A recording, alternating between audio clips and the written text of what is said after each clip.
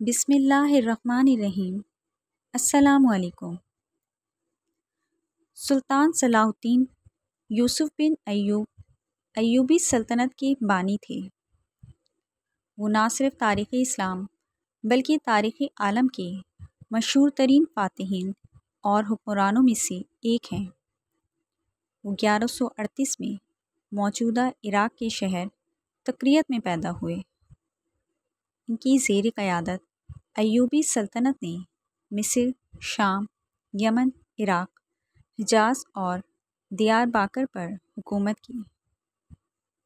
صلاح الدین ایوبی کو بہادری، فیاضی، حسن خلق، سخاوت اور بردباری کے باعث نہ صرف مسلمان بلکہ عیسائی بھی عزت کی نگاہ سے دیکھتے ہیں۔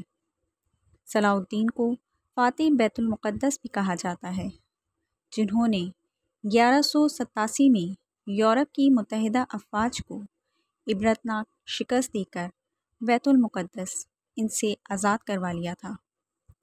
سلطان صلاح الدین نسنل کرد تھے اور 1138 میں کردستان کے اس حصے میں پیدا ہوئے جو اب عراق میں شامل ہے۔ شروع میں وہ سلطان نور الدین زنگی کے ہاں ایک فوجی افسر تھے۔ مصر کو فتح کرنے والی فوج میں صلاح الدین بھی موجود تھے اور اس کے سپہ سالار شیرکو صلاح الدین کے چچا تھے۔ مصر فتح ہو جانے کے بعد صلاح الدین کو 564 میں مصر کا حاکم مقرر کر دیا گیا۔ اسی زمانے میں 569 میں انہوں نے یمن بھی فتح کر لیا۔ نور الدین زنگی کے انتقال کے بعد صلاح الدین حکمرانی پر قابض ہوئے۔ صلاح الدین اپنے کارناموں میں نور الدین زنگی پر بھی بازی لے گئے۔ ان میں جہاد کا جذبہ کوٹ کوٹ کر بھرا ہوا تھا اور بیت المقدس کی فتح ان کی سب سے بڑی خواہش تھی۔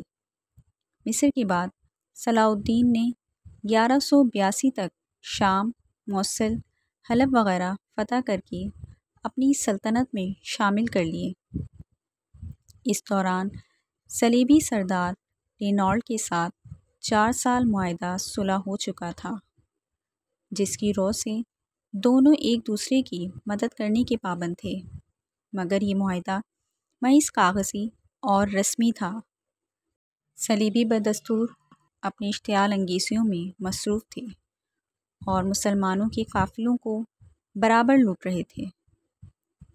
1186 میں عیسائیوں کے ایک ایسے ہی حملے میں رینالڈ نے یہ جسارت کی کہ بہت سے دیگر عیسائی امراء کے ساتھ مدینہ منورہ پر حملے کی غرض سے حجاز مقدس پر حملہ آور ہوا۔ صلاح الدین ایوبی نے ان کی سرگرمیوں کی روک تھام کے لیے اقدامات کیے اور فوراً رینالڈ کا تعاقب کرتے ہوئے حطین میں اسے جا لیا۔ سلطان نے یہیں دشمن کے لشکر پر ایک ایسا آتش گیر مادہ ڈلوایا جس سے زمین پر آگ بھڑک اٹھی۔ چنانچہ اس آتشی ماحول میں 1187 کو حطین کے مقام پر تاریخ کی خوفناک ترین جنگ کا آغاز ہوا۔ اس جنگ کے نتیجے میں 30,000 عیسائی ہلاک ہوئے اور اتنے ہی قیدی بنا لیے گئے۔ رینالڈ گرفتار ہوا اور سلطان نے اپنے ہاتھ سے اس کا سر قلم کیا۔ ان کو جہاد کا اتنا شوق تھا کہ ایک مرتبہ ان کے نچلے دھڑ میں پھوڑے ہو گئے۔ ان کی وجہ سے وہ بیٹھ کر کھانا نہیں کھا سکتے تھے، لیکن اس حالت میں جہاد کی سرگرمی میں فرق نہ آیا۔ صبح سے ظہر تک اور عصر سے مغرب تک برابر گھوڑے کی پیٹھ پر رہتے۔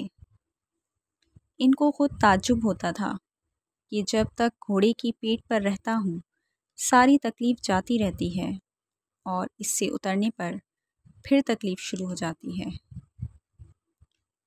مسیحیوں سے صلح ہو جانے کے بعد صلاح الدین نے عیسائیوں کو بیت المقدس کی زیارت کی اجازت دے دی۔ اجازت ملنے پر یورپ کے زائرین جو برسوں سے انتظار کر رہے تھے اس کثرت سے ٹوٹ پڑے کہ شاہ رچرڈ کے لیے انتظام کرنا مشکل ہو گیا۔ اس نے صلاح الدین سے کہا کہ وہ اس کی تحریر اور اجازت نامے کے بغیر کسی کو بیت المقدس میں داخل نہ ہونے دے۔